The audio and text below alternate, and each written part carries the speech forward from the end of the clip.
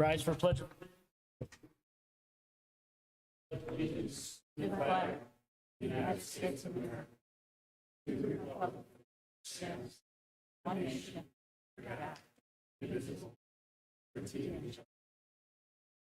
Dear Lord Jesus, we thank you for allowing us to gather here tonight in this beautiful city that we live in.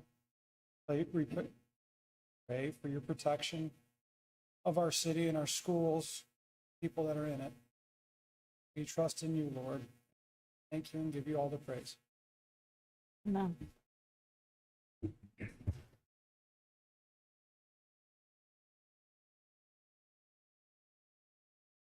Okay, Janelle, can you please call the roll? Miss Simons. Here. Mr. Ziegler. Here. Mr. Fenstermaker. Here. Mr. Hamer. Here. Mr. Scholes. Here. Miss Grazia. Here. Mr. Smolik. Okay, we're gonna open up for a public hearing regarding proposed amendment, chapters 1260, sections 1261.09 and 1268.03, chapter 1270, sections 1270.03, 1275.03, and 1275.04 relating to short-term rentals. I ask if the public would like to come up and speak, please make sure when you come up, state your name and address. It's open for the public.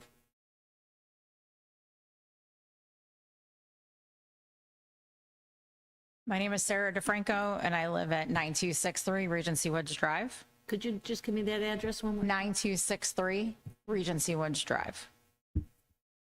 As I said, my name is Sarah DeFranco. I am the legislative local board of realtors, Lake and Geauga Area Association of Realtors, and I'm also serve on numerous committees at Ohio Realtors, including the local government forum and a Kirtland resident. On behalf of our members who live and work in this region, I'd like to thank you for the opportunity to provide testimony regarding Ordinance 25044. We fully understand and respect the concerns raised by members of this community regarding short-term rentals.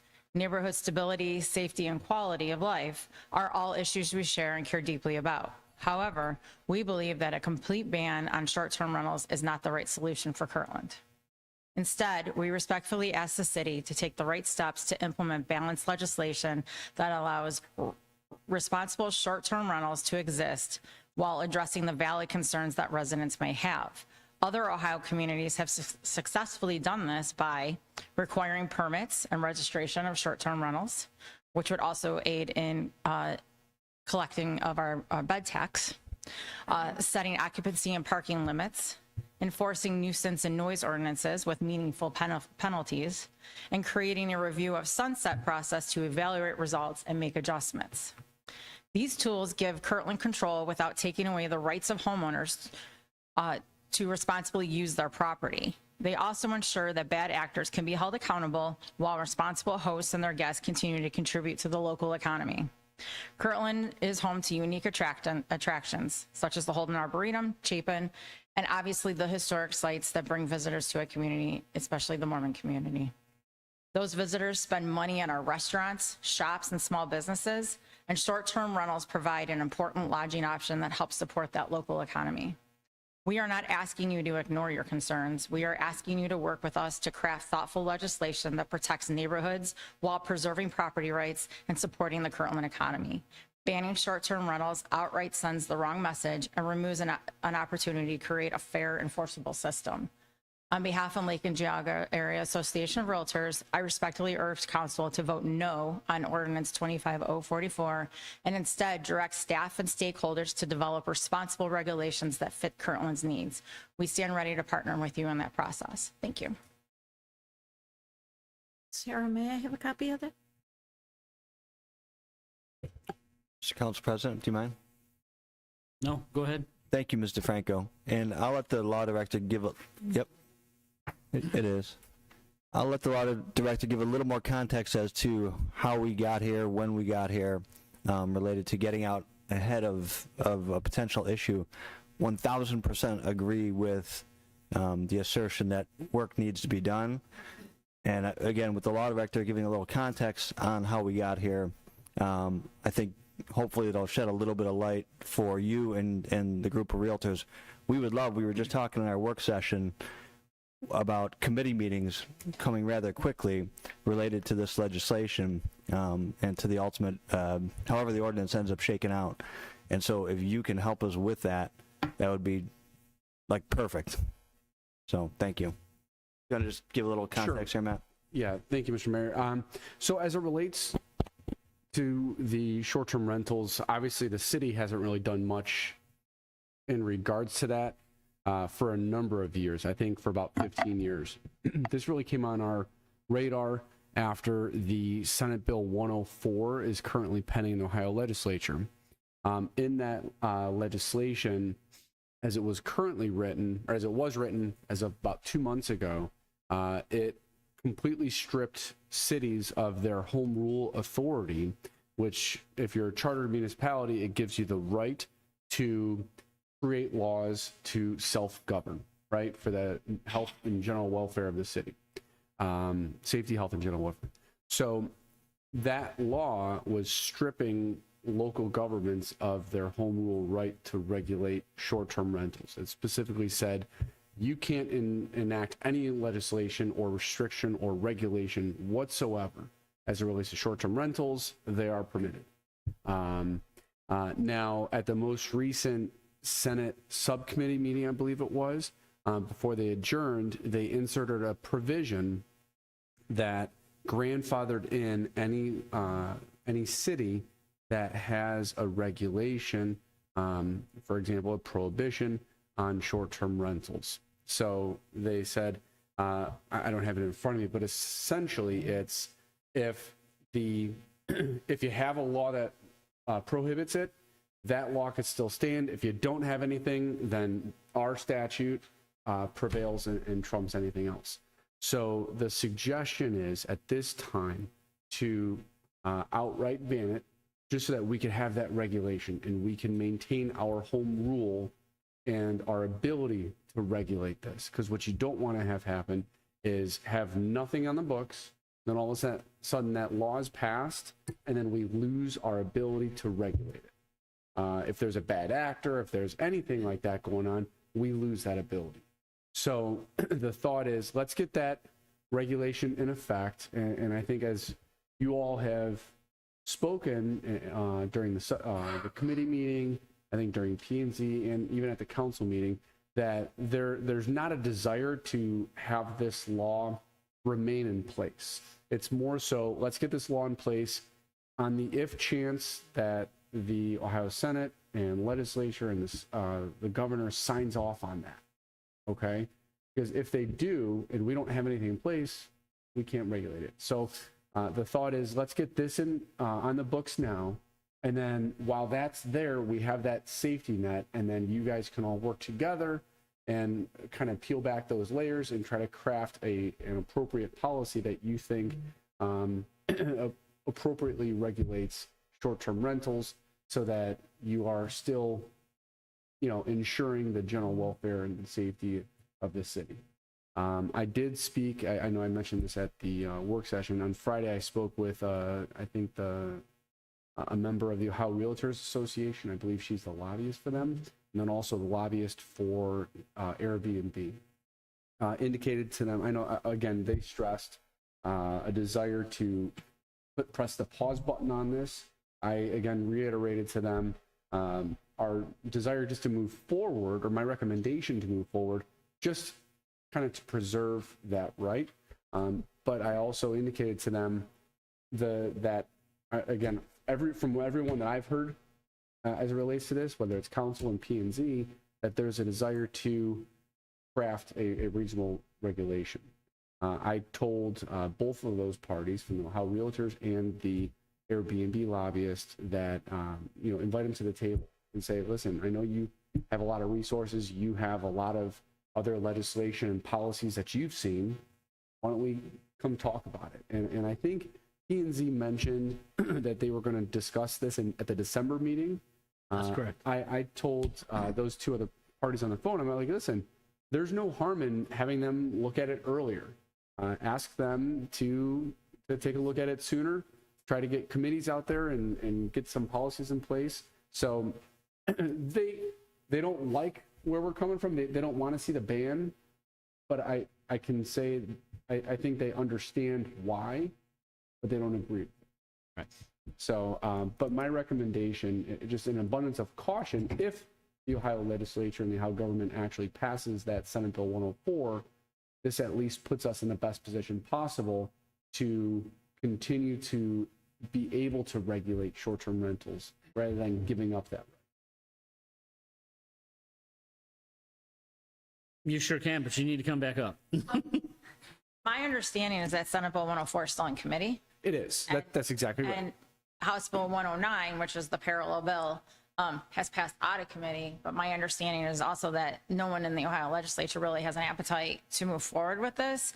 And also, if it did pass, there would be a 90-day timeframe from when it passed for it to actually go into effect.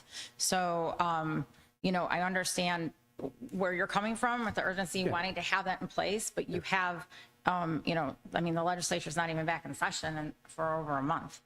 So that's one thing. And I know government doesn't work as fast as we constituents would like it to, but just a thought to maybe move that process. Also, how many current Airbnbs or VRBOs or short-term rentals are there in Kirtland? To the best of my knowledge, I have no idea.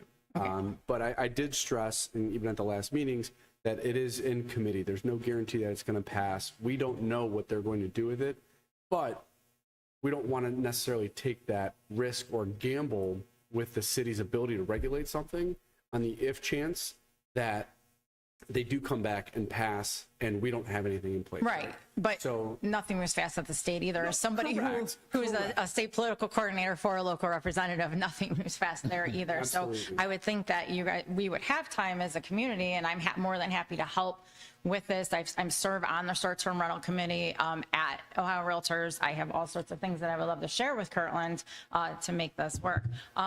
But we don't know how many Airbnbs there are, which is surprising to me, because isn't there a bed tax in Kirtland? There is. And Are we not collecting that? that correct. There's Well, weren't we a city hurting for money to fix our roads? Wouldn't that be helpful? that's exactly right. And there's a registration that they're supposed to be filing, and they haven't. But it's very easy to find out who's an Airbnb or a VRBO because it's advertised to the public for them to come rent. So I would hope that there's some enforcement in place for those who have. I did my own research and looked on VRBO and Airbnb, and I found 4 available. Of course, you have to pick certain dates, so there could be more, but those were the dates that were available. To answer your question too on the bed tax side of things, Mr. Lalo, I believe, and correct me if I'm wrong, within our codified, it's with the certain number of rooms that are offered. You have to have a certain number of rooms, like a hotel. How many rooms do you know? I don't have the code in front of Some of me. those houses have I don't know what the room is, but some of those houses have 7, 8 bedrooms. So I'm not sure what the Yeah. You want So I know it falls under that 880.01 and 03 of our ordinances, where currently it's defined as a tourist home. And so off the top of my head, I don't know about minimum beds, things like that. But again, it's the person's duty to not only register, but collect the money from the guests to do that. Well, I know if I don't pay my taxes, someone comes after me. So. That's exactly. But also, we're talking about implementing a ban while we already have people that own properties here in Kirtland, and they still have to pay their taxes and pay their utilities and keep up with these properties. And we're talking about doing a ban, taking away their right that they had when they purchased these properties with the intent to Airbnb, taking away their right to short-term rent them. And now they will have 0 income coming in, which could cause them to not maintain their properties or some other things that I don't think our community wants to see. But how is there any way to protect them, because they bought those properties with the intent to short term, and now we're telling them, okay, well, you're going to have to stop doing that. You're going to have to stop pulling in income. However, we'll work on it down the road when we can, and maybe then you can Airbnb or in short term. And I would have a big concern, even if it's only 4 owners, for them and what that looks like financially for them, because I would hate to see the city of Kirtland put them in a situation where they're facing financial hardship. Yeah, I mean, unfortunately, I don't have, like, just as the water, I don't have an answer to that, right? What I can say is they purchased a residential property and they can use it as a residential property. They just can't rent it out. But we're asking them to not do it, and then, oh wait, now you can once we re-amend this. Is there any way to grandfather them in so that they can continue? Because, I mean, you're talking about people's. Airbnb, you know, because cities.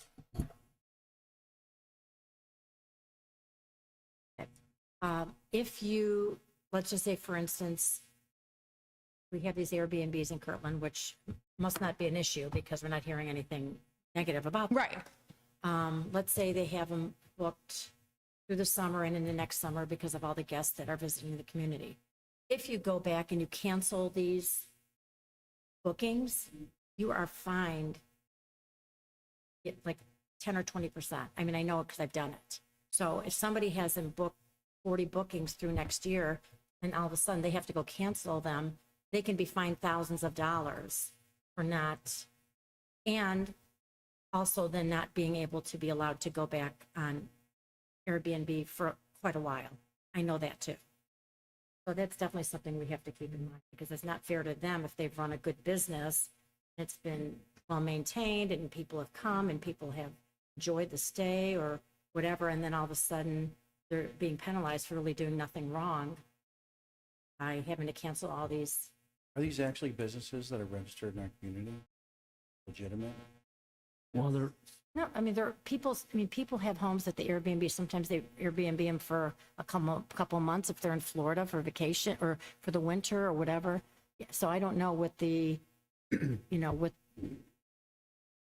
if they're, But right, you get a 1099 from Airbnb at the end of the year. if you're gonna, you gotta. Oh.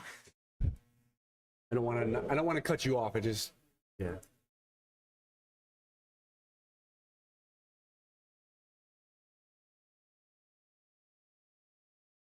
So again, there's. Can I ask the police chief too, has there been any noise problems or any problems with Airbnbs in our community? I mean, I understand that's a concern of other communities that people Airbnb and they throw this big party and there's a noise problem. And obviously you cannot infringe on someone's right to enjoy their property through an Airbnb by having an Airbnb next door to you.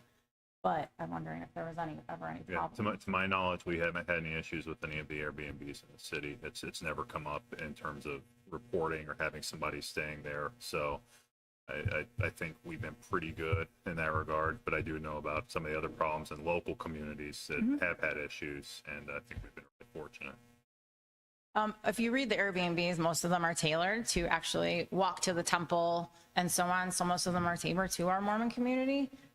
So I think that that's probably, just based on the way that the advertisement is written, that's probably who we are, who the Airbnbs are for, just based on the way that the descriptions are written on Airbnb and VRBO.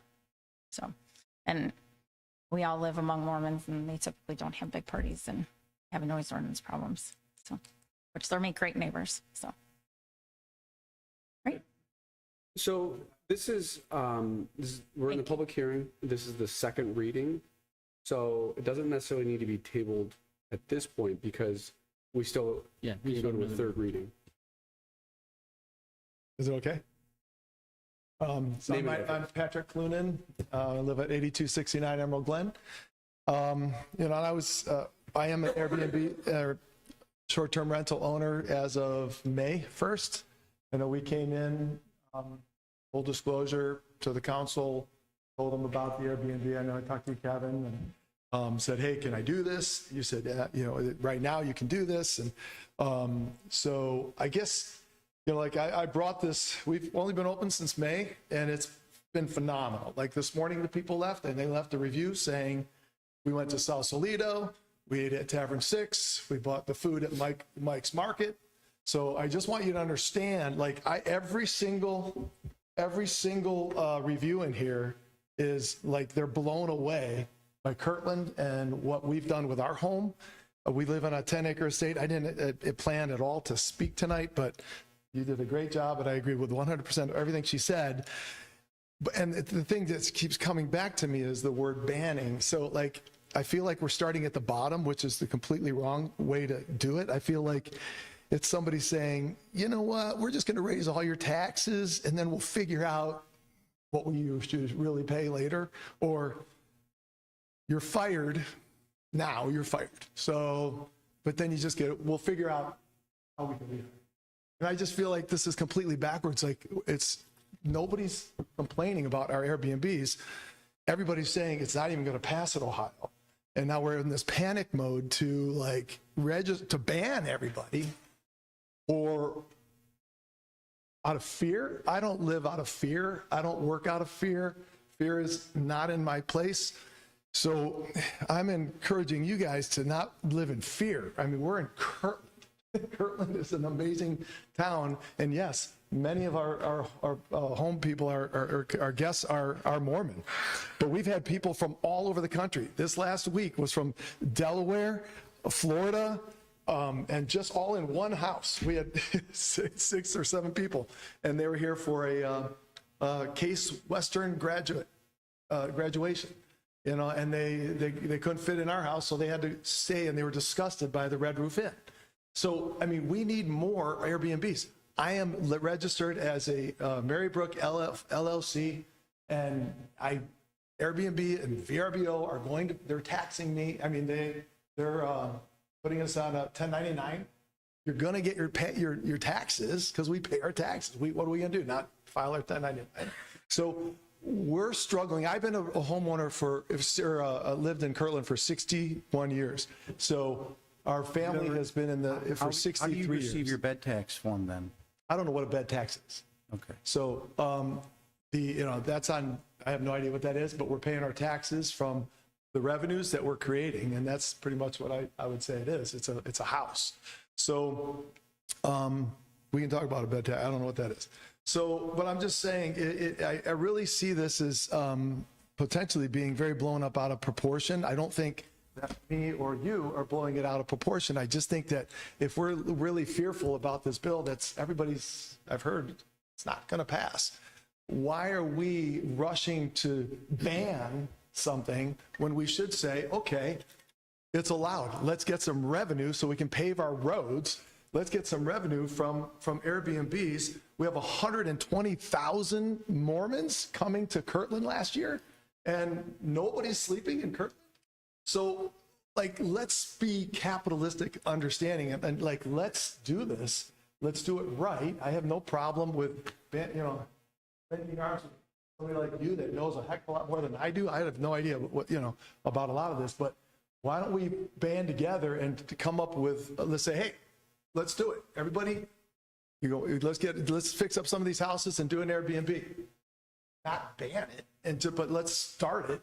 And then let's put a council together specifically with professionals like this young lady and say, what do we do to get some realistic laws? Like that seems to be way more sense than banning it. And now you're running into all of these problems that, people could sue the city for that. This is my business you're screwing with. So I'm not, excuse me, but I mean, that's basically what we're saying. When I bought my parents' house after they passed, you've all seen it. It's on 306. It's iconic. It's 1843 home. It's iconic to the city. It's going to be knocked down if I can't pay for it. So if I sell that thing, it's going to be knocked down, and there's going to be about 8 homes put on that property. So I don't want to see that happen. Right now, it's paying for itself. Someday I might have to subdivide it. I don't want to do that, but that's what we came and talked to you guys about, trying to get that to happen so we can preserve some of the city with these historic homes and just regular homes. So I would just really highly encourage you guys, welcome to read this book of all of the success that has happened in Kirtland just since May with the people that we have been, hosting in our homes. So hope that makes sense. And I hope you really take that into consideration. I think for the spirit of Kirtland, best thing to do is to let it happen organically. Nothing's happening that's going wrong. You live on 10 acres, nobody hears anything. And even on the smaller ones, nobody's hearing anything. So I would encourage you to think the opposite. You don't ban something out of fear. to set yourself up for success and then try to build on it and get the right people surrounding it, come up with these laws, and I'm happy to find out what those are, and see if we can come up with something that makes Kirtland thrive. Okay? Okay, thank you. Please come up, state your name and address, please. So, my name is Richard Pereno. I live at 10002 Twing Road, Chardon. So I'm a realtor, and I'd like to thank everybody for letting me speak tonight, as well as the mayor and council, law director. I appreciate you taking the time to speak with our young lady down at Ohio Realtors as well. So what I'd like to talk about is basically I'm a real estate agent. I do sell in Kirtland. I'm a member of the Lake and Jaga Area Association of Realtors. I work with families right here in Kirtland, helping them buy and sell homes. And I see firsthand the importance of protecting both the character of of the neighborhood and also the rights of the property owners. And I think the speaker before me, I'm glad he went before me. I think it makes a lot of sense that, you know, the Airbnbs are in existence currently, and to outright ban that, I think, would probably be a mistake, and it probably would actually hurt the city. And like he said, what did you say, 120,000 people or something come into the city on a yearly basis, and they are, you know, going to the different businesses here and stuff. So I think it would kind of have an economic impact if we were to just outright ban it. And in regarding the Senate bill and the House bill, those are bills that are currently pending, but, you know, like my predecessor said, they're not even in session yet. They're not due to go back in the session, I believe, until September, and then they have a lot of, you know, I'm sure everybody's heard about the property tax deal, and I think they have a lot of things to work on before they're probably going to even be able to, you know, address this issue. So I would urge, you know, the members in this council to maybe try to set up a committee and maybe let's have a constructive agreement or whatever, and try to set, you know, make the rules right the first time instead of just making an outright ban. And so that's all I had to say. I appreciate it. Thank you. And I'll answer any questions if anyone has questions. So if we ban this and people continue to rent their houses out, who enforces this? Do we have an Airbnb police department? Like, what's going to happen? I mean, people are already not paying tax. People are already not registering their business. So, like, they're not doing their part. We're not doing our part. So what's the matter? Why can't we just make the rules later that benefit our community rather than letting someone else, like the state, make the rules for our city? It seems like we have time to set up something for.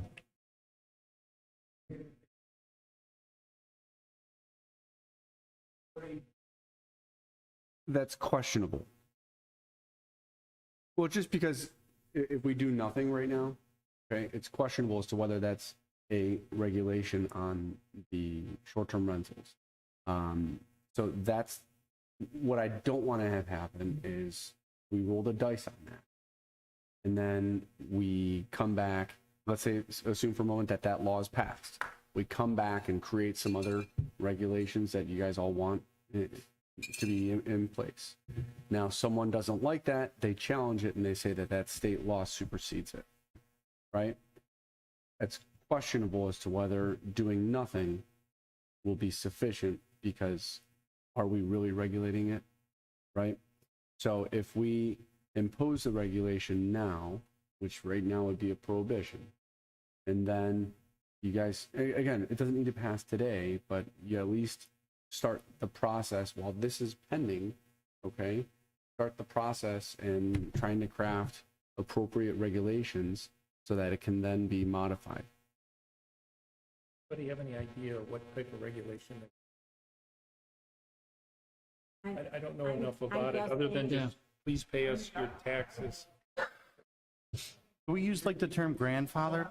Like, I'm Well, I hearing think we should, multiple, I I'm mean, sorry. our community is that type of community that the Latter-day Saints, maybe people in weddings at the barn. It would be nice, we don't have a hotel, we don't have anything for anybody to stay in the community. I mean, I've seen Pat Cloonan's Airbnb. I've known him since I was in school, and that was his family home, and it's absolutely unbelievable how beautiful it is. And actually for somebody to come and stay in Kirtland and stay in that house is a good representation of Kirtland. So from now until possibly the passing of the state bill, or not the passing, we have time. Can't we just put some things in place? Like, we have to be registered. I mean, you know, if there's certain issues, falls, the place to, I mean, it doesn't seem like it'd be that difficult to put some things in place now so that we don't have to prevent people from Airbnb who've had success and have been doing a beautiful job of it, because they really will suffer. I mean, I don't know how many rentals you have at, or dates, but you'll be fined for each one of them. Listen, my job as counsel is just to advise, right? To give you guys advice and let you know the implications of various things, like if this, then that. You all know where the pending law stands with the Ohio Senate. You know what my recommendation would be, or what my interpretation of that law is, and what I think should happen, right? Or would happen if we do nothing. So, you know, whether you guys want to table this for a period of time, whether you want to pass this and peel back the layers and create the regulations, that's up to you guys, right? I can only advise. So I think with you guys, with knowing, you know, the potential implications, the ball's in your court, however you want to proceed. My job is just to kind of tell you what can happen if you do this or that. Mr. Lallo, at one point you said we have to get in front of this and then we can peel it back. That would be my Can we recommendation. understand? Can we get in front of it and peel it back simultaneously? Like pass not? this and then instantly? No, I mean, one And thought I'm not is- saying pass it tonight. It's Yeah. already going 3 readings, public hearing. So there's nothing passing tonight, just so everybody's clear. Tonight is second reading. Second reading tonight, yes, So we'll have a third what could reading. always happen is it could be tabled for, I would say, a definite period of time, a defined period. Okay. And while that's tabled, everybody can start, like, get to work on this.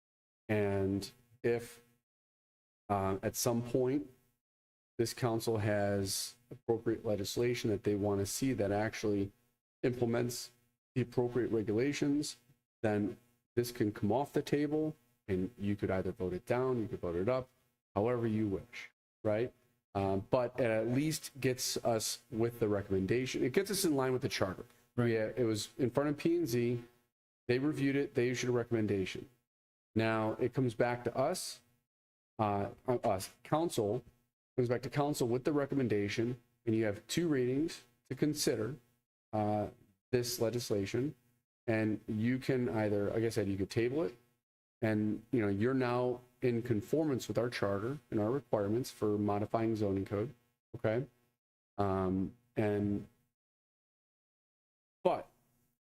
so if there were to be a law passed, then at that point, council can say, all right, well, we're still working on this other modification, right? The proposed regulations. We need to get this passed right away.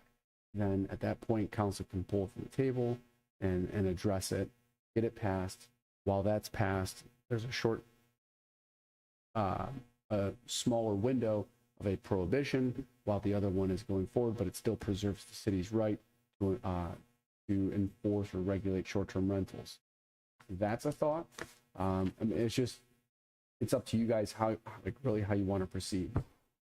So just so we're clear though, if we don't pass the initial legislation for the prohibition, it's hard for us to put in the regulations to regulate it? If if the Ohio shaking legislature. his head no, so. No, so if we do nothing, the legislature passes that law, Right. then that'll create a significant legal impediment for us to impose any other regulations. If we do nothing, we keep this tabled, the Ohio legislature passes that law, then that puts our ability to regulate in serious jeopardy. Okay? If we pass, again, if we pass this ordinance prior to the passage or effective date of the legislature's law, we're in the clear because we're clearly regulating it. Or if we create the regulations prior to that legislature's passage as well, then we're still in the clear. Okay? Because we've regulated. Right. At this point, it's just not knowing how fast the legislature is going to work. Right. We don't know that, right? Right. Like we're not, and yes, they move at a snail's pace. So we don't know that. We have the opportunity to alter the language of both of these, and instead of saying prohibiting or with prohibiting, grandfather in current Airbnbs to operate for a period of time until we fully regulate.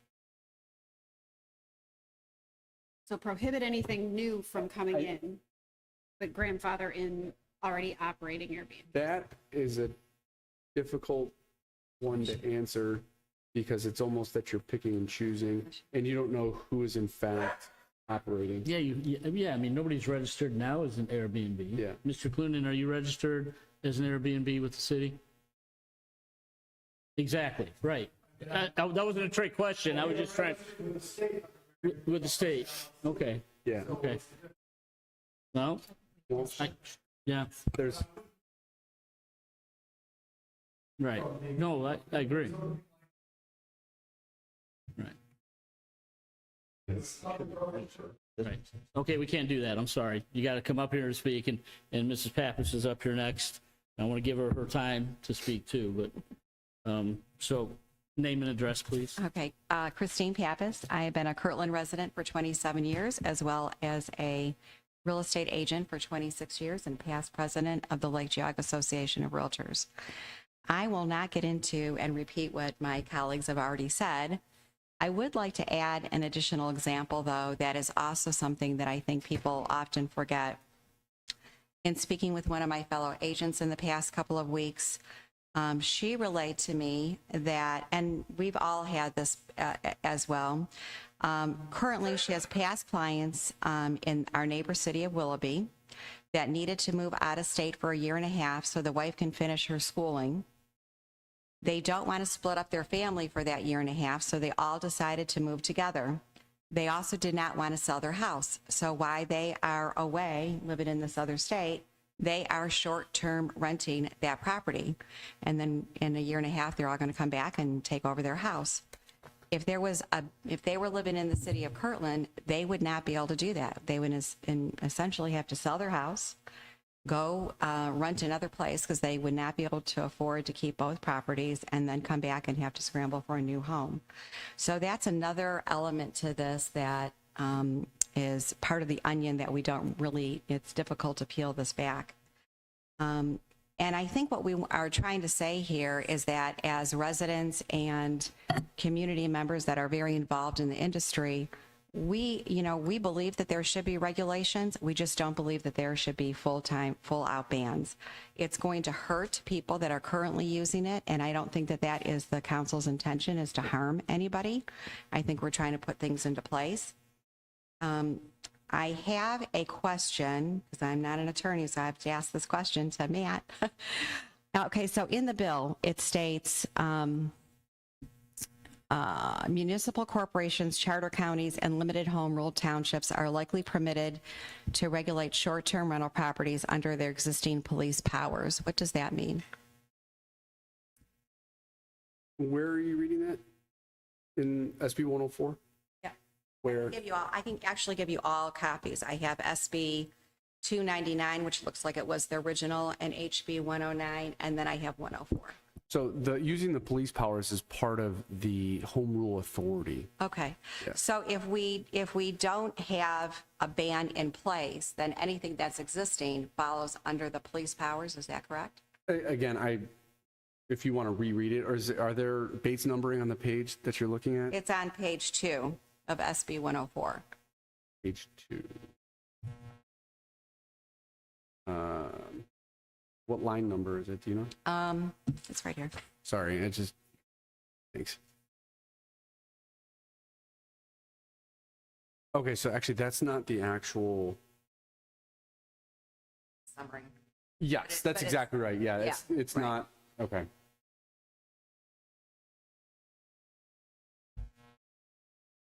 Yeah, so what it's saying is the bill's limitations could be challenged because what they're doing is they're trying to strip away cities' home rule rights, okay? The Ohio legislature for years has been eroding at the Ohio municipalities' right to home rule. But Okay. under the Ohio Constitution, they really can't do that, right? So it's going to be That's difficult. exactly right, but they've been able to overcome that in numerous other situations where they've eroded the home rule authority from cities. So from this standpoint, and everything that our contacts are saying is that it's going to be difficult to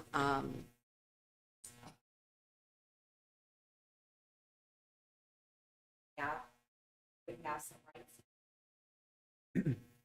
That, I mean, from a municipality's perspective, like Ohio Municipal League and whoever else, yeah, they're definitely against the passage of this law because it blatantly strips our city's ability to police and utilize our home rule authority. But in that particular paragraph, it states that even without the ban, the police powers. Well, the police powers are through the home rule authority. So what they're saying is we want a general law. Okay, that's a statewide law. And with that law in place, that's going to overrule any local law that might be contrary to that. Okay. So then if we just work, kind of quickly, then we can get our own rules and That's regulations exactly in right. place And- without having to ban anything. So we just need to come together and all work and that's together. that's exactly what I stressed to, I think it was Veronica. And I said, I mean, listen, I think P&Z's meeting is the 7th or whatever that Monday is in September. Try to contact P&Z and see what you guys can do to try to create some good policies or regulations for short-term rentals. All right. So that's the thought behind it, is maybe working as quickly as possible to get that. I mean, this might be all for naught, where they might pass this and strip out that grandfather clause that was just added and say, you know what, we're stripping cities of their home rule authority, and all this work that we've been doing to try to create these reasonable regulations is moot. Yes. Right.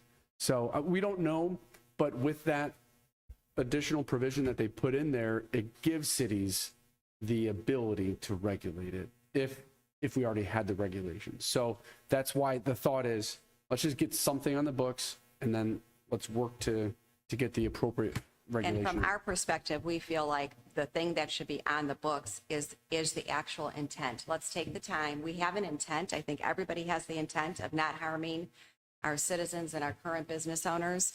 So let's work with the intent that's already in our heart and not just say, okay, we're done and you can't do anything, because that's gonna harm a lot of people. I don't disagree with you. I think the thought behind it was, we don't know how fast the legislature is going to move. And I understand they move at a glacier's pace. But just in case, let's get this going, right? So that we have that regulation, because we don't want to lose that right. So that was the entire rationale behind it. So I think from the city's perspective, there's no qualms with trying to craft the appropriate regulation. That's what we're saying, is we'd like to see that crafted before a ban was in. Thank you for your time. Thank you for your Thank you. Ms. Pappas. Member, name and address. Mike Pappas, 9161 Regency Woods Drive, Kirtland. Unfortunately, I think you have unintended consequences, right? There's going to be a lot of unintended consequences by putting a ban. I sympathize with Mr. Hamer saying, what about the bed tax? That's great, but when people reach out to the city and ask for guidance, and the city doesn't say, oh, by the way, you have to do this, then I think the onus is on the city. I think it's a fair statement. So I think there's a lot of things that have to get corrected to make it work for everybody. But unintended consequences are really a problem. It looks like with the state, there's a 90-day, it would become into law 90 days after legislated, it would be approved, which looks like it won't possibly happen until November. So you get 90 days after that. So there's ample time for you to come up with reasonable ordinance and regulation. Matter of fact, I don't think you probably have to reinvent the wheel. There's probably a lot of it out there already. You could probably gather it, study it, make the amendments you want to do, and then put something in place. But the ban, unfortunately, I think is really very problematic for many people that already have something in place, or some people looking to put something online currently. And I think, once again, that's the unintended consequences of doing something without listening to all the issues that go along with it. It's easy to just put a ban in and say, okay, we're going to work for something else, but okay, how long does that really take? How quickly will we move, and how much harm will be done until that gets enacted? So I think you really need to be a little more judicious about this. I think Matt's doing a great job advising. You folks have to make the decision. Thank you. Council President, just wanted to clarify the code. As far as the number of rooms, it's 5 or more rooms, must register with the finance department with a 3% tax. Furthermore, I did do a quick search on VRBO and Airbnb, just put in some random dates within Kirtland, and it appears that there's only one listing that exceeds the 5 or more that would need to register with the city.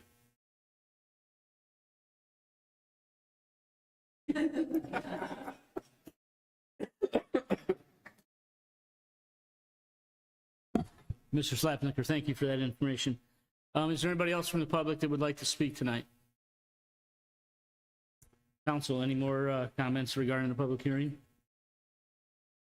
Okay, again, I do want to stress this is only second reading tonight, so no decisions are being made tonight. And I do want to thank the public for coming. Ms. Pappas, Mr. Clunin, Mr. Perino, Mr. Franco? Mr. Franco, sorry. Did I get everybody?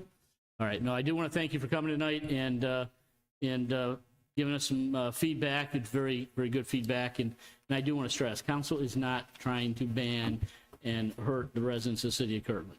We're just trying to make sure we're talking through things and doing things what we feel is the right way. And we'll continue to do that. So we have another reading at the next council meeting. Thank you. Council President? Yes. Just real quick, and I don't want to belabor this, but yeah, I think you said it. Thanks to everybody that came out and spoke tonight. Everything that everyone said has, the right intent. Ms. Pappas, you said it.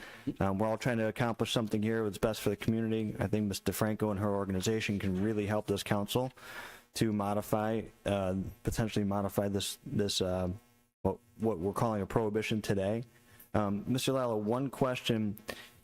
Instead of a prohibition, if we were to put registration and, registration fee, things like that in place, would that be the same as a prohibition in that we could then build off of it the other way? Well, and you don't have to answer that now, just something to think. yeah, I think the better way to... We can talk about. Yeah, let's talk about it all. Those laws are already in place. I don't know if tying them to that specific section of code makes a difference that's substantially. Yeah. Yeah. Interesting. Anyhow, thanks to everybody that had something to say. And, I think there is something to be said for the economic development piece of it. Our businesses getting supported. These businesses getting registered with the city and actually, paying their share of taxes, I think is really important. And to have a registration, that would kind of initiate that, right? Registration process. So anyhow, thanks everybody. Appreciate you coming out, and we'll continue to work as a group, and all of that feedback, input, and any future assistance is much appreciated. Okay, just in closing, before we close the public hearing, Mr. Lalo, I reached out to you during the PZ&A and talked about a conditional use permit. Yes. Could we have that legislation drawn up right after if we pass the prohibition, but then draw up legislation for the request for conditional use permit for any current Airbnbs in the city, just so that they can still operate? Can we do something like that? Just asking the question, guys. You can shake your head all you want and make all those faces. I'm just asking the question. Yeah, if it's banned, No. if there's a prohibition against short-term rentals, you can't, then you can't do a conditional use permit, because then it would create past precedent. Right, Then okay. anyone who has a short-term right. rental in the future, despite any other regulations, would be able to. Okay, fair enough. Mr. Clunin, go ahead. You- Maybe that works, but the one scenario that I started hearing from you there is if it's 90 days after, we all think that they're not even going to pass this in Ohio. And then, so we're all worked up about this situation. So we have 90 days after it's passed or not passed, right? So we could almost start at that time when they pass or don't pass, however long that's going to take. And then we still have 90 days, which we could have that all in writing prior, with some help. And that should be done. So we're getting all worked up over at a tizzy over this. And when I really feel like we don't have problems with Airbnbs right now. So why don't we evaluate what issues are starting to appear as the Airbnbs hopefully will grow? As that happens, then I think we can tailor make these recipes to regulate rather than react out of all of this concern or fear. So it's I just feel like we have plenty of time to do that. And the whole grandfather thing, I'm already in it. So I know there's other people trying to do this. And so you don't want to be unfair to everybody. I just think we need to be fair to ourselves and to the city and understand what are the issues. And these guys are going to find out if there's issues because, that's why I think we should just take a deep breath. Yeah, I just to respond real quick, I don't think there's been any issues with Airbnbs. It's more so just protecting the city's right to be able to regulate it and just trying to find. Well, just in fairness, the only person that said it's not going to pass is the lobbyist for the Ohio Realtors Association. So just to be clear, and I don't know. I know, but I'm just saying. Understood. I'm just saying. Franco, I'll let you speak, but then we're going to close. As long as you're quick, but then we're going to close public, okay? The Senate won't even meet till the end of September. Once they get together, it won't be on the agenda until October. The earliest that this would pass would be November, which most likely would have to go through reconciliation with House Bill 109. So that probably would not occur. And when we say that there's no appetite for this bill, one of the reasons why we know that is because I've talked to my own state representative, who I am a state political coordinator for, about this. They don't really want to talk about it. It's just we know that because we're there talking to them all the time about fighting for home ownership. So that's how we know that. But I also have a question. Why did we go to a ban? It's like when you parent a child, you can give positive reinforcement or negative reinforcement. Why did we go to a ban instead of going and saying, Airbnbs are permitted in this community, and then passing that, so say there is legislation on the books, instead of going to a ban and saying it's not, but we're going to go ahead and give you your rights back. And, with all due respect, Mayor Potter, when you and I talked about passing the income tax increase that didn't pass, you said, well, we'll stop it when we don't need money. And what was my response to you? When was the last time the government gave back anything to the people? So that's kind of how that feels, is why was there not a positive? They took away a lot, though. You know that as a football coach. But so why was there not a reaction to do something positive and put legislation in the book saying it is allowed and instead of taking away? Okay, Ms. Pappas, thank you. Mr. Lallo. I think we've kind of discussed that. Yeah, that's Mr. Franco, I'm sorry, I did that twice to you tonight. I apologize. We've previously kind of discussed that. If there's just the permission to do it, is that a sufficient regulation? Because if we were then to restrict that after the passage of this law, if it were to pass, then that could bring up potential litigation at that point. So the thought was prohibit it and then peel it back. Right. Didn't we do this? So we asked that exact question, everybody here on council, because nobody wants the ban. But the way it's been presented and the way we understand is we have to have that in place so that we can put the legislation to peel it back. So. Over here. Correct. You have time to put things in place If there's without putting. If there's time to do that, People yes. are going to be suffering. Right. Okay, we're going to go ahead and close the public hearing. Okay, I appreciate everybody's time this evening. We're going to move on to the balance of the council meeting. Thank you. Reading and approval of the minutes of the July 7th, 2025 work session meeting. Looking for a motion to approve. So moved. Ms. Simons with the motion to approve. Ms. Grazia with the second. Janelle, please call the roll. Ms. Simons? Yes. Mr. Ziegler? Yes. Mr. Fenstermaker? Yes. Mr. Hamer? Yes. Mr. Scholes? Abstain. Ms. Grazia? Yes. Okay, moving on to the minutes of July 7th, 2025 council meeting. Looking for a motion? So moved. Second? Okay, motion to approve, Ms. Simons. Ms. Grazia with a second. Janelle, please call the roll. Ms. Simons? Yes. Mr. Ziegler? Yes. Mr. Fenstermaker? Yes. Mr. Hamer? Yes. Mr. Scholes? Abstain. Ms. Grazia? Yes. Okay, moving on to the minutes of the July 14th, 2025 work session meeting. Looking for a motion to approve. So moved. There's more. Thank you. Ms. Simons with the motion to approve. Mr. Schultz with the second. Janelle, please call the roll. Ms. Simons? Yes. Mr. Ziegler? Yes. Mr. Fenstermaker? Yes. Mr. Hamer? Yes. Mr. Scholes? Yes. Ms. Grazia? Yes. Okay, moving on to the minutes of the July 14th, 2025 council meeting. Looking for a motion to approve. So moved. Second? Mr. Schultz with a motion to approve. Ms. Grazia with a second. Janelle, please call the roll.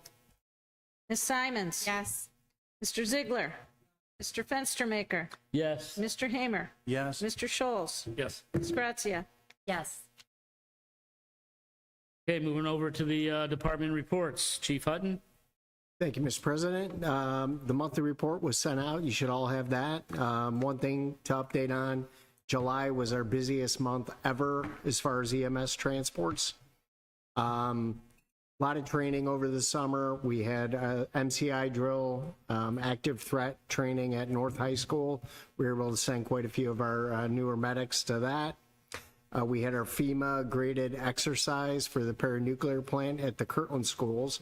That takes place every 8 years, and that's pretty much everyone, all our full-time people take part in that. And we did very well, graded well on that. We've also had some other trainings with Kirtland schools, athletic trainer Julie over there with all 3 shifts, working on some new things as far as sports injuries and CVC rules. So we're all on the same page and get some FaceTime with the school there. Just to give you a quick vehicle update, Mr. Smolik's usually here and asks this question. The engine is still on schedule for the end of 2026. We currently do have 1 squad still down of our 3. 1 engine also out of service, has been out of service for quite a while, trying to locate parts for that we're having a really rough time. It's a 2002, and they stopped making the parts in 2006. So trying to find the parts are very difficult. You may have noticed our new pickup truck has been missing all summer.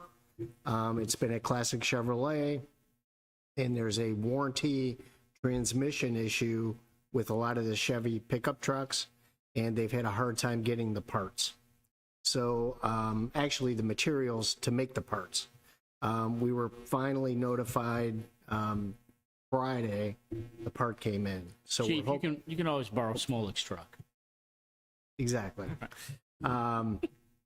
So hopefully we'll have that back shortly.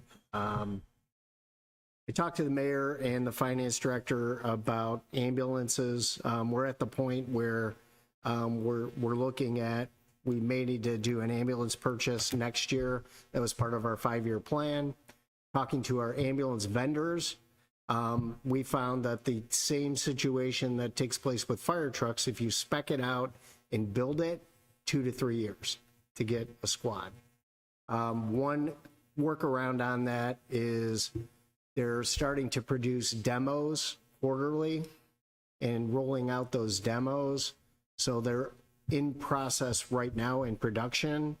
And in our case, we may be able to get one of those demos early next year. So April, May, that we could fit into our budget plan for 2026. Again, it's part of our long-term plan and would be in the budget, but that would help us get it much quicker. So I'll be talking more with the mayor and Mr. Slapnicker on that. But other than that, I'm open for any questions. Okay, any questions for Chief? Chief, with respect to the squad that's currently down, what level of effort, dollars-wise, is it going to take to get that thing back on the road till this other decision point on a squad? Well, the squad that's down is a 2011. So we're looking at a 15-year-old squad with well over 100,000 miles to medium duty. Had suspension work. We put some money into it, but now it came back. We're still having similar issues. We're going to have to send it back to the company that worked on it. And I'll get with Mr. Fernaro and Mr. Slapnicker and the mayor, and we'll decide how much money we really want to put into a 15-year-old ambulance that our goal is to get rid of in 8 months. Okay. So operationally, you're okay. It's just more of a financial decision at this point. We don't want to throw good money after bad, so I understand you wanting to hold off, but hearing the news of squad taking so long, I don't want to get you in an operational pinch where you can't do your job because you don't have your equipment. Correct. And we'll take a hard look at that. But if we're able to get the ambulance moving where we're able to get it April or May, we should be able to make do for 7 or 8 months, hopefully. Is that ticket price still in the $350,000 range? 343 and some change. Yes. Is it typical that they would produce a vehicle in 2002, I think you said, and parts would stop being made 4 years later? Or is that atypical? Well, if you go back to how we used to do things in the city of Kirtland and in the fire service back in the day and public, everything was bid out. And a lot of times you would put everything out to bid and cities would generally accept the low bid. When we bought the 2 American LaFrances in 2002, they were the low bid, okay? And what happened is that company folded and went bankrupt in 2006. So that is why the parts are no longer available. Okay, thanks, Chief. Chief McAllister. Thank you, Council President Smolik. I was going to give you the Ouch. Smolik. Ouch. My bad. Oh. No comparison there. Oof. So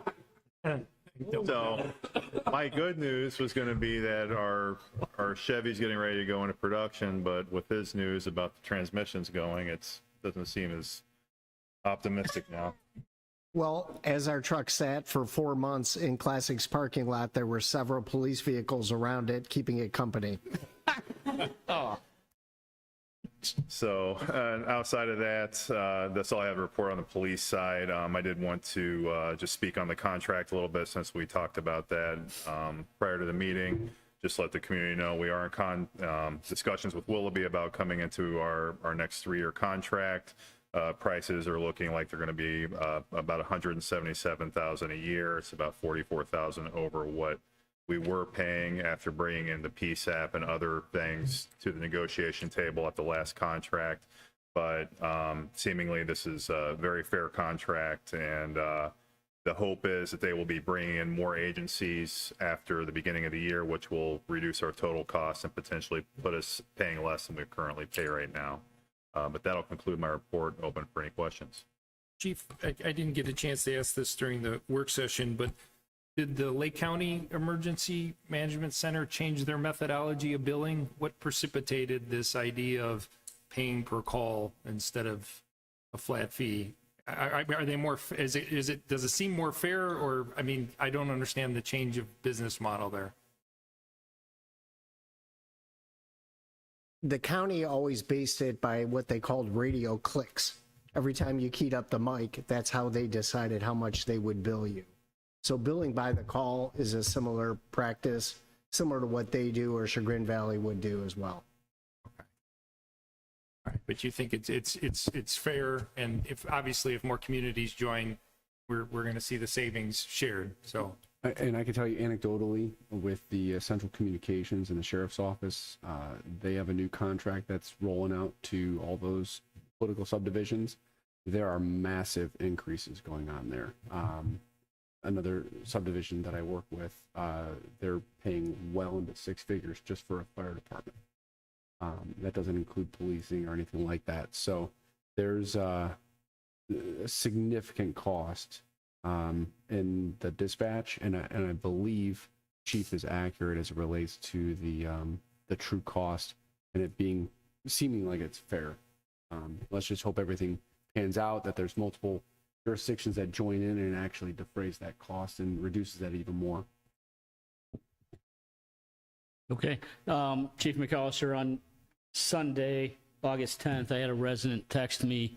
He just about got run off the road. He was walking on Hobart. An officer did see it and stopped and checked on him. So he wanted to pass his thanks on to the police department for stopping and checking on him, but still begs the ultimate question of the speed and the driving and traffic on Hobart. So first, I want to thank the officer. He didn't catch the officer's name. I'm sure you can figure that out. I think he copied Lieutenant Fisher on it also. But can you kind of just talk regarding Hobart and activity, please? I know we remain consistently over there. I've talked to several residents and taken their concerns. I've also, we run details there on a regular basis. At our next meeting, I can try to run some stats for you. That way you can kind of see what we're stopping and what that looks like. I know, our staffing has been low due to vacation, other time off. So the times that the officers are over there are on downtime. So they're trying to get over there as much as they can. Okay, I'd appreciate it. Thank you. Anything else for Chief McAllister this evening? Okay, there is no Joe. So, Mr. Courtney. Thank you. Good evening, everyone. Street repairs. We have the closeout documents for Kelsey Court on tonight's agenda. If possible, we'd like that passed tonight so Lewis can get them their final check, which I believe is just a retainer release. Pre-construction meetings for this year's road program are scheduled for Thursday afternoon. No schedules from the contractors yet. We expect to get those schedules at those meetings. The ODOT state bid repair and maintenance work were approved by ODOT. We have Roniak paving for the partial depth repair work, specialized construction for the crack seal, pavement technology for the Reclamite application. Kirtland Chardon Road, the stage 1 review comments were received from ODOT at the end of July. We're working on those plan revisions and development of the stage 3 plans for submittal to ODOT on September 30th. The 306 sewer extension, the additional field survey work for mapping storm sewers and other features that weren't picked up with the aerial is well underway. The subsurface report was received. That's being reviewed. Recommendations from that report will be incorporated into the final plan development. The Wisner Wall, the MOU for Lake County is on tonight's agenda for the design work on that project. It'd be helpful if that were also passed tonight so we can keep the project moving forward. And SME has our base plan to start preparing the options once we get their proposal signed. All I have for this evening. Happy to take any questions. Doug, do you know if it's standard operating procedure that we notify the schools when streets are going to be, like, knowing that Markel is going to be one-way traffic, and because of the significance of the amount of work that's going to have to be done, do you guys coordinate that with the schools for buses? Yes, schools get notified. Yes. Thank you. Mr. Courtney, I just want to thank you and Mr. Finaro, who's not here this evening, for the work with the gentleman, the Hobart Drive issue. I know that little bit of correspondence with Councilman Smolik on it as well, but thank you for easing the homeowner's son's anxieties regarding that, and Sure. appreciate it. Okay, any other questions for Mr. Courtney this evening? Mr. Slapnicker? Thank you, Council President Fenstermaker. The July 2025 end of month reports have been distributed. In regards to those financial reports, I just wanted to give you a quick finance update. I'll try to be quick. As far as our revenue side, with our income tax and our income tax net profits that are filed through the state of Ohio, we're right on pace of what we budgeted earlier this year in March. We did receive our second half distribution for property taxes. We will receive homestead and rollback in another month or two, but as far as what we get from the county, we're at 106% collected over budget, which was expected based on our conversations with the reduction factor. In looking at our overall expenditures for the year, we're really right on target. There's a couple things that are exceeding a little bit than where we thought we would be at this time. Some of it would be vehicle maintenance, that sort of thing, but really nothing of concern right now. So with those initial budget meetings, we're going to end up pretty much exactly where we thought we would be, but I'll definitely keep council posted and apprised of any information.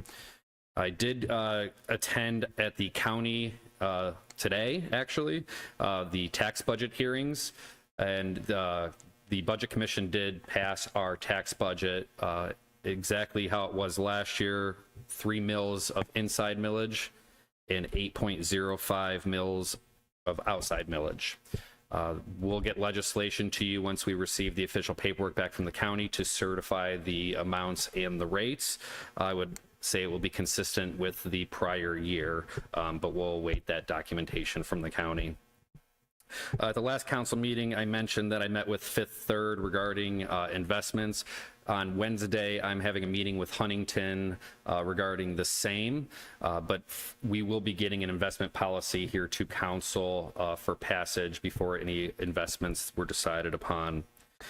We do have a meeting at the county tomorrow regarding our health care.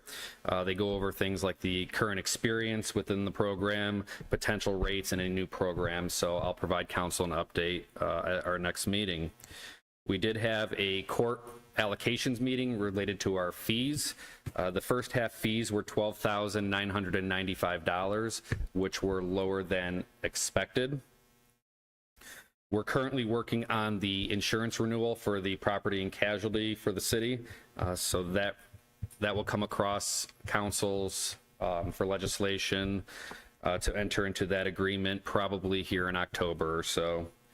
And then finally, the state did issue a note on new cybersecurity legislation that we will have to have a formal policy this year for certain audit requirements, and also regarding ransomware and things like that. So I've been in contact with Jim Gibbs as well, so you'll expect that upcoming as well.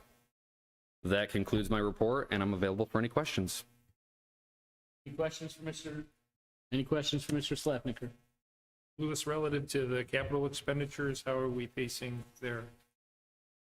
So there are some purchases that still need to be made. It's funny that you brought that up. I wanted to get to that and get a detailed list of what we had budgeted for. But I will say all the transfers have been made other than a $500,000 transfer for road improvements for 101G and things like that. So all the transfers out of the general fund have been made into our capital improvement funds.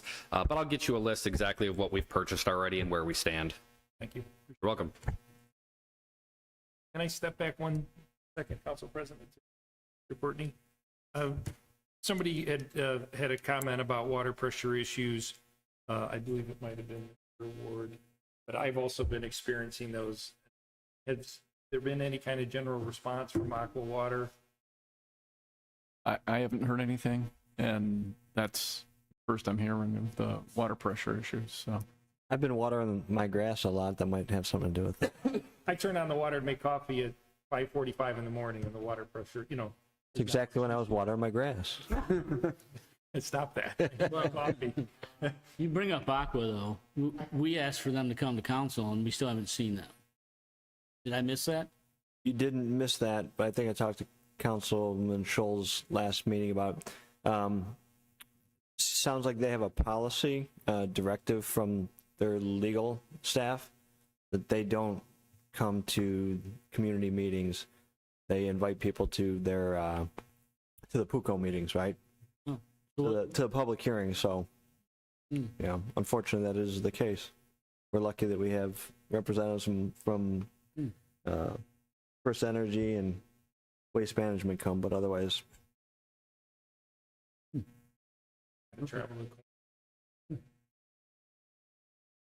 Yes. As far as water, we've had quite a few water main breaks throughout Kirtland over the last month or so.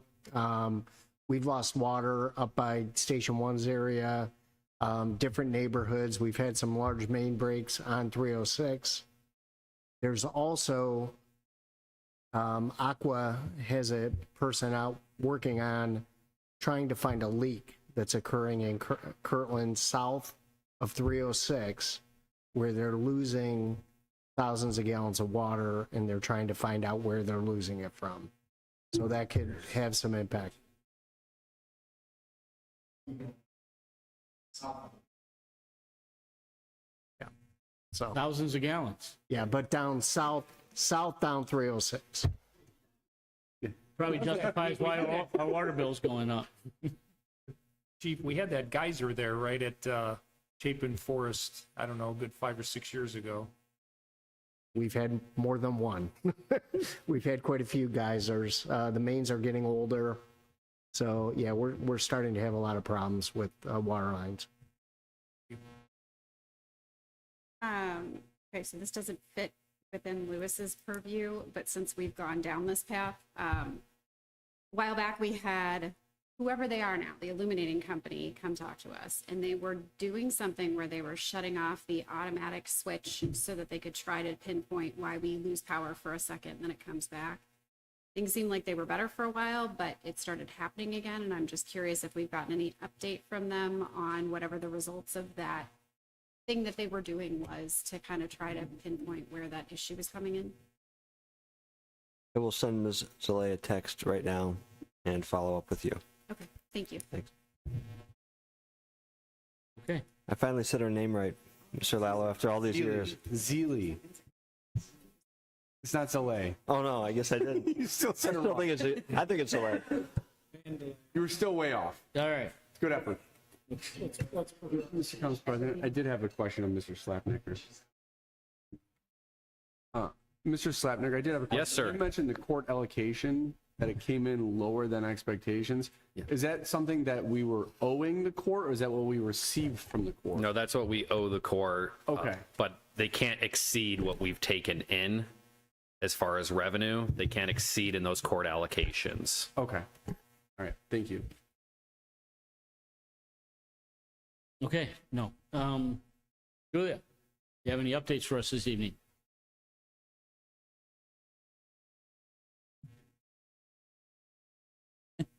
Thank you, Mr. Council President. Just a few updates on some events that we have coming up.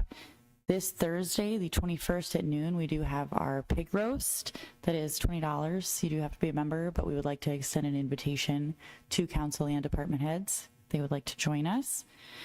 And on September 25th, also at noon, we have our steak roast. That's again $20. Other than that, just a couple bus trips everyone's looking forward to. We're actually sold out for the next month and a half. We've got a Guardians game, Lake County Captains, Stravasi Winery, Funny Bus, Collision Bend Brewery. So they're very excited about that. Otherwise, I have no further report, and I'm open for questions. Okay, thank you. Mr. Lalo. Thank you, Mr. Council President. I don't have too much to report after public hearing from today, as you are appropriately advised of all the different possibilities with that legislation. Did want to just address 25R52. There was an error in interpreting the bid documents for the asphalt road materials. So what we are doing in that legislation is repealing Resolution 25R48 and awarding the lowest and best bid to Grand River for the asphalt road material. So just wanted to kind of clarify that or let you know about that. Does that need to pass tonight? Yes, actually, yes. The request is that it pass tonight. And then just anecdotally, I know there was a case that was pending in the Willoughby Municipal Court for nearly 2 years, a minor traffic case, license plate case that also caused a lawsuit against the city and everything else with that. But I'm happy to report that we did have a jury trial today that did go the city's way. So that was resolved for the traffic criminal case. We don't know if that'll resurrect an appeal or any other ancillary state or federal issues, but at least there's progress, something moving forward on that. 'Cause that's been pending, probably one of the oldest cases in Willoughby Muni that were pending as of today. So happy to put that case behind us. Applaud the officers that were on that case. But aside from that, I have nothing further to add for you. Okay. Did we have our cameras at the time of that incident? We did. We had a body camera. Yes. Yeah, the body camera was helpful in showing and confirming exactly what the officer was testifying. Great. Okay, no other questions for Mr. Lallo this evening? Okay, Mayor? We've had a rather lengthy meeting as it is, so I'll be real quick here. Continue to monitor the federal budget process related to earmarks for the, and actually, I don't know if we had a meeting since I had found this out or not, but Eddie Eckert did get correspondence from Congressman Joyce's office saying that they can get $2 million into this federal budget for us versus that 3.9. Did we still want it? And the answer obviously was yes. So that is what sits with Congressman Joyce's office. Oh, I'm sorry. Say again? 0.9. The 2 million. The 2 million. Yep. So that is what is in the federal budget for the city of Kirtland for sewers as it stands today. So we'll, like I said, continue to monitor that process. Obviously, there was lots of talk on the short-term rentals tonight. Thanks to all the council members that have, had their input in this, and look forward to working with you all to get to the right solution. I think it was mentioned, or maybe it wasn't, that resolutions 50, 51, and 52 we are hoping for passage this evening. And then I'd also like to congratulate Mr. Schulz, Mr. Fenstermaker, and Mr. Ziegler for, well, first, thank you for putting your names out there and going out and getting the work done to get yourselves on the ballot for this fall as our at-large council people. Pleasure working with all three of you guys, and look forward to another good 4 years with you.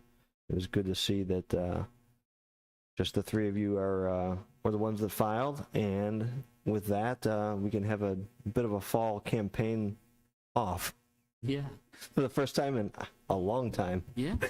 But no, seriously, thanks guys for stepping up again.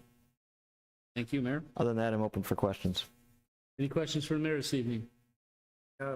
Mayor, checking in on the... I just said it's a pleasure to work with you. You're going to start asking questions. I'm always checking in.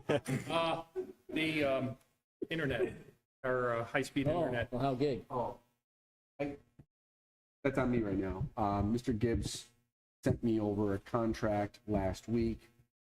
In fairness, I have not reviewed it yet. I had that jury trial, and actually I have another jury trial unrelated to the city commencing Tuesday next week. I should have it ready to go in the next couple weeks. But the ball is in my court. Mr. Gibbs has been, he sent it to me previously. I reviewed it, offered some comments. He sent it off to the appropriate parties, and now it's come back to us. I think we're really close. So if that helps provide an answer, right? Yes. Everyone's Yep. tracking it. In running out, petitioning, Mayor, people somewhat know about the sewer project, but don't know about the sewer project. So the people who are along corridor here have some consternation whether they're going to be mandated to tie in. So if there could, you asked me to remind you, and I'm reminding you, is there any type of something you can put out there to quell some? I did write about it, I think, in the Chronicle for August. You did. So it's specifically to that question. So, Yeah, Councilman Schultz, I had the same questions and concerns, and so I asked the mayor to kind of put something out in his monthly report. So it was in the Chronicle. And I think it clearly stated that nobody's going to be forced to tie in, but they would have the option to if they wanted to. But there's going to be no force from the city to tie into the sewers after. When it's not EPA mandated, That was the key, is are we losing the control? Okay, wonderful. Thank you very much for that. Thank you.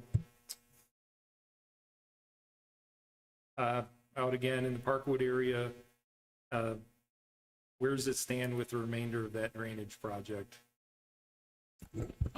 No progress as of last report.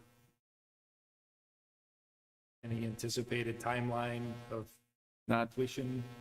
Not in this year's budget, so. All right, well, I guess further discussion.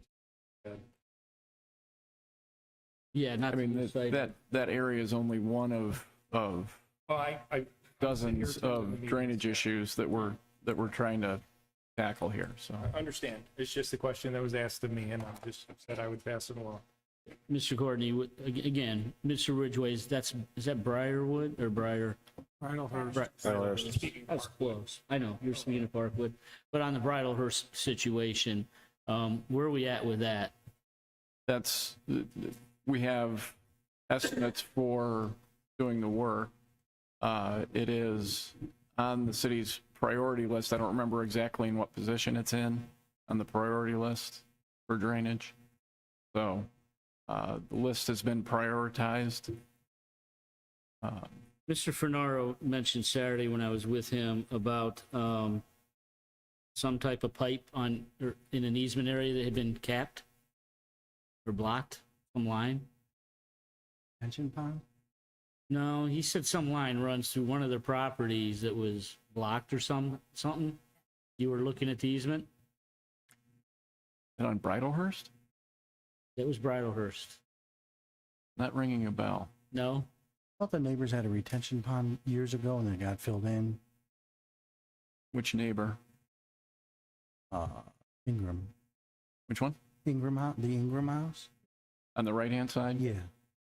I looked at the original site plans for the Ingram house and I did not see any evidence of that, but Okay. I can dig deeper if you need. All right, well, disregard my remarks then. I'll follow back up with Mr. Fernaro, and if that's what he said, I'll reach back out to you. I'll talk to Joe and make sure I'm just not misunderstanding what you're communicating. Okay, Right? well, or I misunderstand what Joe was communicating to me, but one of the two. We did talk about it, and so I just wanted to follow up, so. Okay. All right, can you give us an update at the next council meeting? Sure thing. Thank you. Anything else this evening? Okay, moving on to standing committee reports. I'm not aware of any at this point, but I will put it out there that as we proceed through the short-term rental discussions, that the standing committee for PZ&A probably plan on meeting, depending on what direction we go in with this. Okay, so more to come on that. Any correspondence this evening, Janelle, that you're aware of? The only one that I would really indicate would be planning and zoning's recommendation on 25044.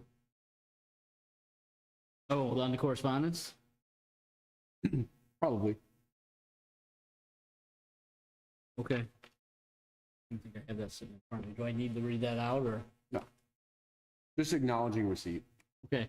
I'll acknowledge receipt of the planning and zoning's recommendation on short-term rentals. Okay, public comments on matters not on the agenda.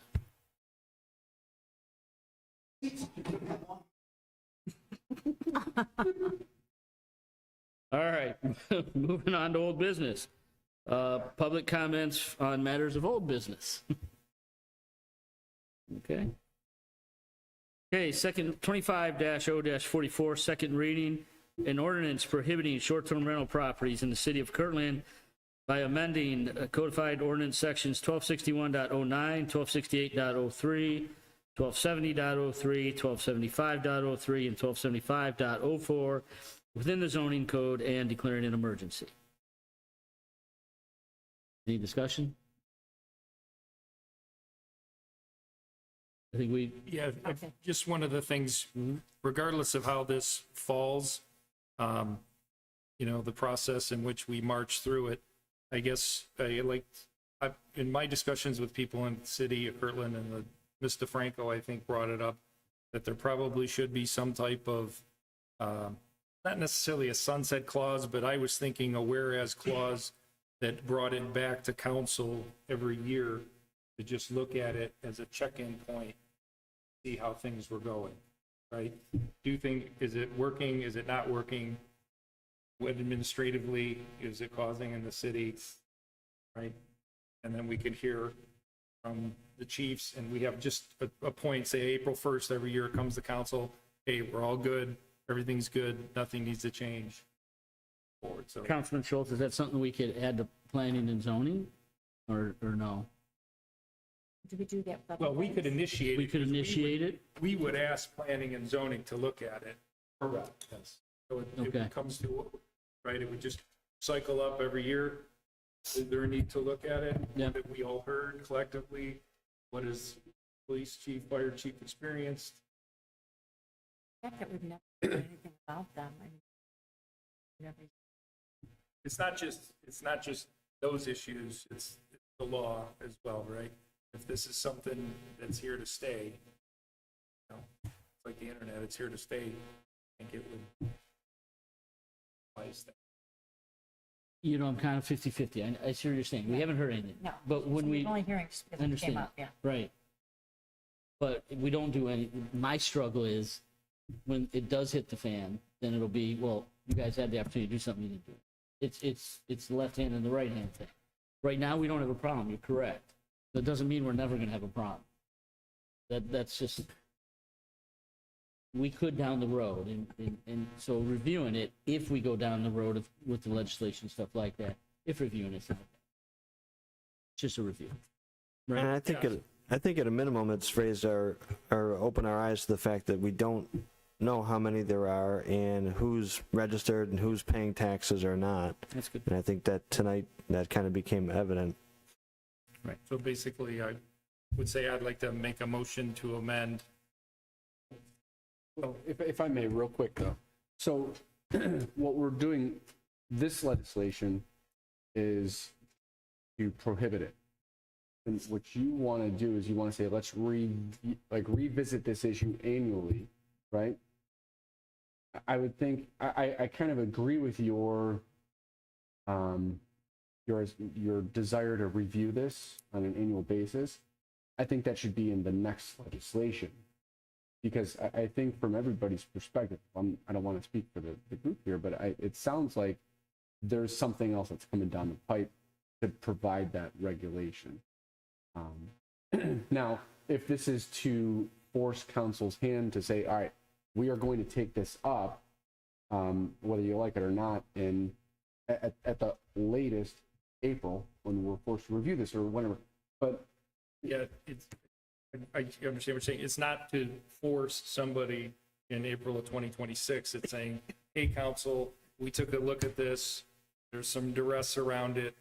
We don't know how it shakes out in the State House. We want to do something, but annually, in perpetuity, we look at it. Just, it comes before us. Hey, what have we heard? What do we know? We've checked the box that we've looked at, right? That's all I'm trying to say is, because you know as well as I do, things happen and sometimes they just go away. Exactly. And these seats roll over and people don't know this way it would bring it up. We'd have an opportunity to I would, check in on it. and not challenging you on that, I'm just asking the question, why this and not the marijuana legislation we would do, or any other legislation we would do? Like, why this one would be revisited every year and we wouldn't revisit every single one of them? what's the differentiator that makes us That's a decide? great Like, I point. feel like Yeah. if But, we- I mean- Where do you draw the line on that? Yeah, I guess It's a tough one. It's not, I mean, it's, in my opinion, it's nothing more than, No, I understand. I get you now. Sure. Why don't we visit I if think we we have? should, like, I think we should look at it frequently. I just, you know, We starts hearing we happen, we will know if we have trouble. Our update. And then. You know what I'm saying? Yeah, I just don't- And it's like, okay, now we got to look at this again. Yep. That's just- Okay. yeah, Okay. fair enough. Let's reel everybody back in, please. Come on, let's reel everybody back in. All right. Any more discussions on 25044? If not, we good on this one for now? bring it up again. All right, okay. 25-0-46. Second reading, an ordinance amending sections 880.01 and 880.03 of the codified ordinances of the city of Kirtland to remove tourist home from the city's transient guest tax regulations and declaring an emergency. Any discussions? Oh, they just want to remove that name? Yes. Yes. You're just taking out tourist homes. That, The blue lines. Blue lights. that And would be in conjunction with the prior legislation as well, prohibiting the short-term rentals. Because what that does is, it's taking out all references of a tourist home, which is what we would call today, what we call short-term rentals, okay? Just cleaning all that up and then taking it out of that registration that's required, okay?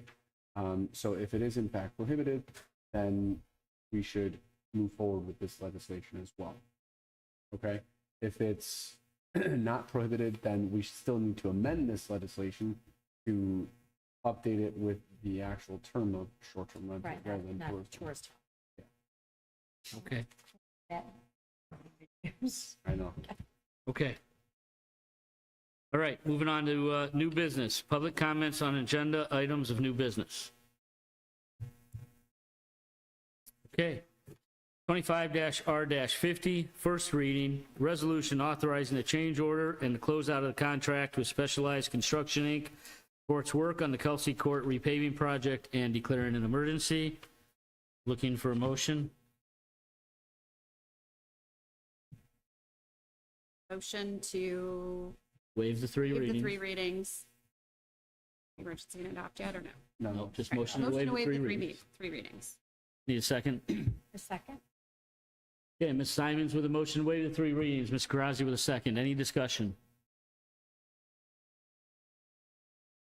Okay, Janelle, please call the roll. Mr. Ziegler, Yes. Mr. Fenstermaker, Yes. Mr. Hamer, Yes. Mr. Scholes, Yes. Ms. Grazia, Yes. Ms. Simons. Yes. Okay, now I need a motion to waive the 3 readings and declare an emergency? Just declare an emergency. Declare an emergency and adopt. One of you two? So moved. Okay, Second. Mr. Schultz. Mr. Schultz with the declare emergency and adopt. And Ms. Grazi with the second. Janelle, please call the roll. Mr. Did we have any Ziegler, discussion? Yes. One time out. Back up. Did I ask for discussion? You didn't. Okay. Is there any discussion on Is the there any passage? discussion? Janelle, please call the roll. Mr. Ziegler, Yes. Mr. Fenstermaker, Yes. Mr. Hamer, Yes. Mr. Scholes, Yes. Ms. Grazia, Yes. Ms. Simons. Yes. Okay, 25-R-51, first reading. Resolution authorizing the mayor to enter into a memorandum of understanding with the Board of Lake County Commissioners through the Lake County Department of Utilities, Stormwater Management Division, relating to funding and/or pre-funding for the engineering of the Wisner Road retaining wall project and declaring an emergency. Looking for a motion to waive the 3 readings. So moved. Second? Okay, Mr. Ziegler with a motion to waive the 3 readings. Ms. Grazi with a second. Any discussion? Janelle, please call the roll. Mr. Ziegler, Yes. Mr. Fenstermaker, Yes. Mr. Hamer, Yes. Mr. Scholes, Yes. Ms. Grazia, Yes. Ms. Simons. Yes. Okay, looking for a motion to declare an emergency and adopt. So moved. Mr. Second. Schultz with the motion to declare emergency and adopt, Ms. Simons with a second. Any discussion? Mr. Courtney, so it's been determined it's going to be a road stack concrete retaining wall? Well, the idea at this point, but we had a meeting with SME several months ago, I think, and discussed not wasting the materials that are there. So trying to reutilize a lot of those same slabs to build the wall so we don't have to buy new materials for it. What they're going to do at this point is assess what's there and develop a few different options for the city to evaluate. And then we'll move forward with the full design on whichever option is chosen. Okay, all right. Yeah, it kind of looked at the process, the district was going to help the city with kind of the methodology of repair, and then when I saw that in there, I was just a little confused, but it makes sense with how you laid it out, so thank you. Sure. Okay, any further discussion? Janelle, please call the roll. Mr. Ziegler. Yes. Mr. Fenstermaker. Yes. Mr. Hamer. Yes. Mr. Scholes. Yes. Ms. Grazia. Yes. Ms. Simons. Yes. Okay, moving on to 25-R-52, first reading. Resolution repealing Resolution number 25-R-48 and accepting the bid of Grand River for asphalt road materials and declaring an emergency. Looking to waive the three readings. Motion to waive the three readings? Second. Mr. Schultz with the motion to waive the three readings. Ms. Simons with the second. Any discussion? Okay, Janelle, please call the roll. Mr. Ziegler. Yes. Mr. Fenstermaker. Yes. Mr. Hamer. Yes. Mr. Scholes. Yes. Ms. Grazia. Yes. Ms. Simons. Yes.